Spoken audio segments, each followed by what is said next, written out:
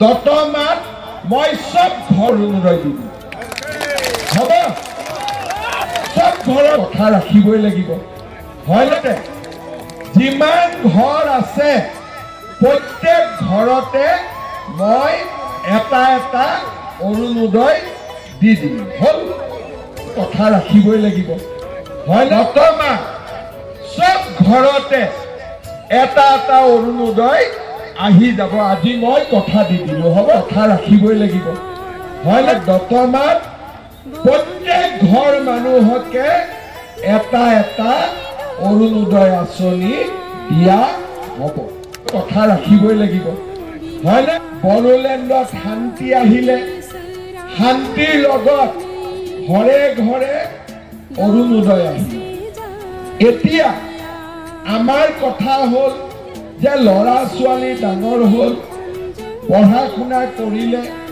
পাৰিলে এটা চাকৰি বাকৰি পাব লাগে হয়নে হয়নে নহয় হয় যেতিয়া মই অসমৰ মুখ্যমন্ত্ৰী হলো তেতিয়া মই প্ৰথম 1 লাখ চাকৰি দিয়াৰ সিদ্ধান্ত ললো 1 লাখ চাকৰি দিলো কোনেও 1 টকাও ঘোষ খাব নোৱাৰিলে কোনো বিনা পইচাত মই 1 লাখ চাকৰি দিলো কিন্তু বহুত ল'ৰা ছোৱালীয়ে এতিয়াও চাকৰি বাকৰি পোৱা নাই হয়নে সেইকাৰণে আজি মই ইয়াতে ঘোষণা কৰিছো যে মই 1 লাখ চাকৰি দিয়া হৈ গ'ল এই বছৰত মই আৰু 50,000 নতুন চাকৰি 50,000 কামাণ্ডৰ পোষ্ট ওলাব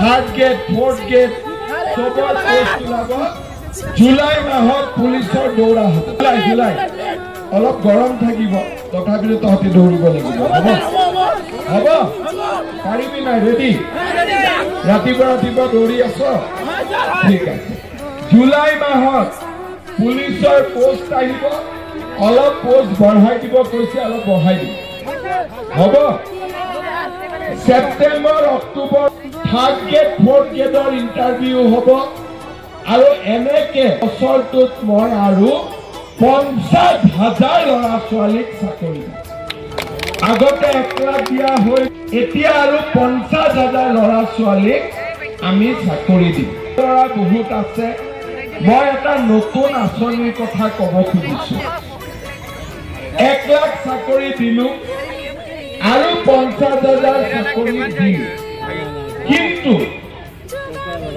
বহুত ল'ৰা ছোৱালী থাকি যাব তাৰ পিছতো চাকৰি নাপাব কাৰণ নিবনুৱাটো 10-12 লাখ আছে এইবাৰ আমি কি কৰিছো যিবিলাক ল'ৰা ছোৱালীয়ে চাকৰি নাপাব তেওঁলোকৰ কাৰণে আমি এটা আঁচনি আনিছো যে গভৰ্ণমেণ্টে বেংকৰ লগত কথা নাই গভৰ্ণমেণ্টে ডাইৰেক্টলি 2 লাখ টকা দিব বেহা বেপাৰ বা যিকোনো কাম কৰিবৰ কাৰণে এই 2 লাখ টকা গভৰ্ণমেণ্টক 1 লাখ টকা ঘূৰাই দিব লাগিব 1 লাখ টকা ঘূৰাই দিব নালাগে তাৰ মানে চাকৰি নোপোৱা ল'ৰা ছোৱালীয়ে ব্যৱসায় বাণিজ্য কৰিবৰ বাবে চৰকাৰৰ পৰা সুবিধা পাব বুজি পালে সবে চাকৰিও হ'ল আৰু যাৰ চাকৰি নহ'ল সি গভৰ্ণমেণ্টৰ পৰা টকা পাব সৰু সুৰা বেহা বেপাৰ কৰিবৰ কাৰণে মাটিও মৰ্টগেজ দিব নালাগে একো দিব নালাগে গভৰ্ণমেণ্টে ডাইৰেক্টলি সহায় কৰিব সবে বুজি পালে বাইদেউসকলে লাখপতি বাইদেউৰ নাম শুনিছে নে নাই কোনে কোনে ফৰ্ম ফিল আপ কৰিছে লাখপতি বাইদেউ সবে কৰিছে ঠিক আছে এতিয়া যিসকলে লাখপতি বাইদেউৰ ফৰ্ম ফিল আপ কৰিছে ইলেকশ্যনৰ পিছত তেওঁলোকৰ বেংক একাউণ্টত 10,000 টকা পুটুম কৰি সোমাই যাব 10,000 কৰি সবে পাব কিন্তু এই 10,000 প্ৰথম নহয় 10,000ৰ পিছত আপোনালোকে আৰু পাব কিন্তু এই 10,000 টকাটো ভাল কৰি খৰচ কৰিব লাগিব। বোলে গিৰিয়েকৰ দোকান আছে তাতে দিলো, বোলে গিৰিয়েকৰ খেতি আছে তাতে লগালো, সৰু এটা আমি সমিতি কৰিলো, 10 গৰাকী লগ লাগি সমিতি চলালো। বোলে নহয় একো কৰিব পৰা নাই, ঘৰত 50 ডাল শাল গছ বা চেগুন গছ লগালো, তথাপিতো এই 10,000 টকাটোৰ মই ভাল কৰি খৰচ কৰিলো। যিসকল বাইদেৱে 10,000 টকাটো ভাল কৰি খৰচ কৰিব, তেওঁলোকক আমি পিছত আকৌ 25,000 টকা তেওঁলোকৰ আমি বেংক একাউণ্টত প্ৰথমতে 10ৰ পিছত 25।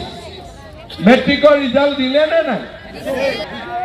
দপাস কৰিছে নে? মেট্ৰিক কৰিছে। এইবাৰ মেট্ৰিক পাছ কৰাৰ পিছত কলেজত নামভৰ্তিটো আমি পইচা দিব নালাগে। এইবাৰ মেট্ৰিক পাছ কৰা, হায়াৰ ছেকেণ্ডাৰী পাছ কৰা ল'ৰা ছোৱালীৰ নামভৰ্তি চৰকাৰে পুৰা বিনামূলীয়াকৈ কৰি দিব। 1 টকাও আমি দিব নালাগে, নামভৰ্তি বিনামূলীয়া হ'ব। আৰু যিবিলাক ছোৱালীয়ে এইবাৰ কলেজত নাম লগাব, প্ৰত্যেকজনী ছোৱালীৰ বেংক একাউণ্টত চৰকাৰে পঢ়া শুনা কৰিবৰ বাবে 10,000কৈ টকা জমা দিব। তাৰমানে ল'ৰা আৰু ছোৱালীৰ এডমিশ্যন ফ্ৰী, আৰু তাৰ উপৰিও ছোৱালীজনীয়ে বেংক একাউণ্টত 10,000 টকা চৰকাৰৰ পৰা প্ৰত্যেক বছৰে পাব পঢ়া শুনাৰ খৰচ হিচাপে। তাৰমানে মই কি কলো, মোদীজীয়ে আমাক ৰেচন কাৰ্ড দিছে নে নাই? ৰেচন কাৰ্ডত আমি বিনা পইচাৰ চাউল পাওঁনে? পাওঁ। ঘৰ পাইছো নে নাই? ঘৰ কোনে কোনে পোৱা নাই? চৰকাৰী ঘৰ পোৱা নাই? নাই পোৱা। এইবাৰ আমি এটা নতুন নিয়ম যে চৰৰ জিঅ' টেগিং এইবাৰ VCDCয়ে নকৰে। এইবাৰ চৰকাৰী ঘৰৰ জিঅ' টেগিং, নিজৰ ঘৰৰ জিঅ' টেগিং আমি নিজে কৰিম। নিজৰ ঘৰৰ জিঅ' টেগিং আমি নিজে কৰিম। তেতিয়া আমি ডাইৰেক্টলি গম পাম যে কোনে কোনে ঘৰ পাব লাগে। ইয়াত আৰু মাজত দালালৰ কাম নাথাকিব, দালালৰ কাম নোহোৱা হৈ যাব। ঘৰৰ নামত যে দালালে পইচা লয়, সেইটো কাম এইবাৰ আমি আৰু খতম কৰি দিম, আৰু নহ'ব। আৰু বুজি পালে চবেই? তাৰমানে আপোনালোকে কওক, মোদীজীয়ে আমাক চাউল দিলে, মোদীজীয়ে আমাক গেছ দিলে, মোদীজীয়ে আমাক আয়ুষ্মান ভাৰতৰ কাৰ্ড দিলে, যে বেমাৰ হলে 5 লাখ টকালৈকে আমি বিনামূলীয়াকৈ ট্ৰিটমেণ্ট কৰিব পাৰোঁ। মই আপোনালোকক কি কলো, যে এইবাৰ দতমাত সকলো ঘৰতে অৰুণোদয় দিম। তাৰপিছত কি কলো, লাখপতি বাইদেউৰ বেংক একাউণ্টত টকা জমা দিম।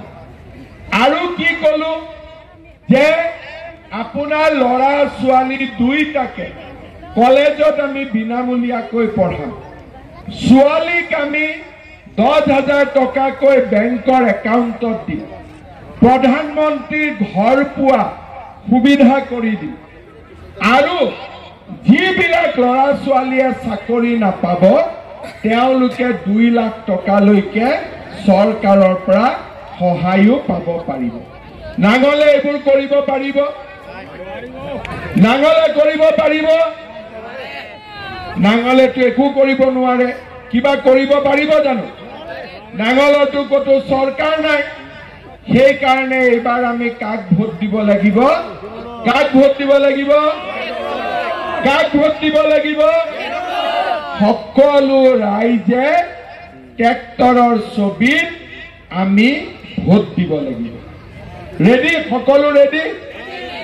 সকলোৱে ভোট দিম আজি আমি প্ৰতিজ্ঞা কৰিম যে বড়োলেণ্ডত সদায় আমি শান্তি ৰাখিম বড়োলেণ্ড আমি সদায় উন্নতি কৰিম আৰু আমি সকলোৱে লগ হৈ আমি বড়োলেণ্ডৰ সৰ্বাংগীন বিকাশ কৰিম জয় বড়ো হাৰিণী জয় বড়ো হাৰিণী জয় বড়ো হাৰিণী বহুত বহুত ধন্যবাদ জয় হিন্দ বন্দে মাতৰম